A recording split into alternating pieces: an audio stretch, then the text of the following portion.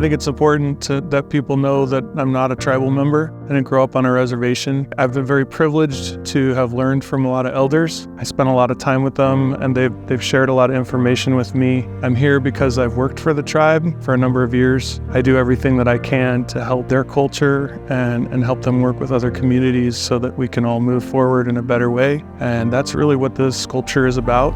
This sculpture is a gift that's shared from the Yakima, Pishwanapum people and their perspective.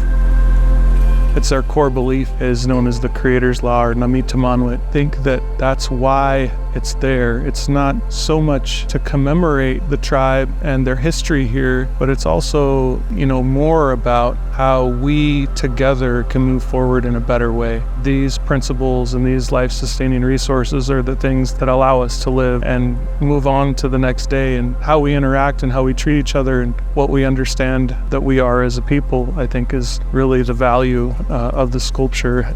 There are gifts that we have in life that help us sustain our life, and there's 5 of those gifts. They're all told on your right hand because your right hand is the one that covers your heart. The first gift is Ticham. That's the earth, our mother, the very ground that we walk upon, the gravity and everything that holds the earth, our mother, together. It's all sacred, and it's something we should never take for granted. The second gift is water, the giver of life. Water is what allows the earth, our mother, Ticham, to be fertile. Water is Chush or Kachish.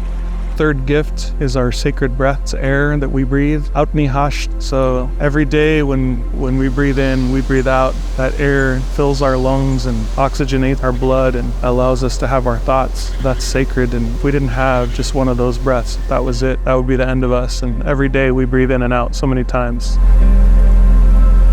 The third thing is Wakishwit. It's kind of like the idea of an ecosystem, every living thing that has a spirit. So from the time the sun rises in the east until it sets in the west, everything that the light touches has an order and a purpose. We should be helping allow those things to fulfill their purpose. So how we interact with the living things around us is really important. The last gift, kind of understood as our obligation, is Pinanaknawisha. And what that is that there are these people who came before us. They respected those 4 things. They protected them. And because of that, we're allowed to live our lives today. They didn't destroy them so that we could live. So when we live our lives, we honor those people who came before us and passed down these things, and also the teachings that they left behind. So all around here, these ridges and mountains and streams, and they're all part of these legendary stories and monuments in oral history, and there's messages there that are passed down to the people about how to live well and honorable.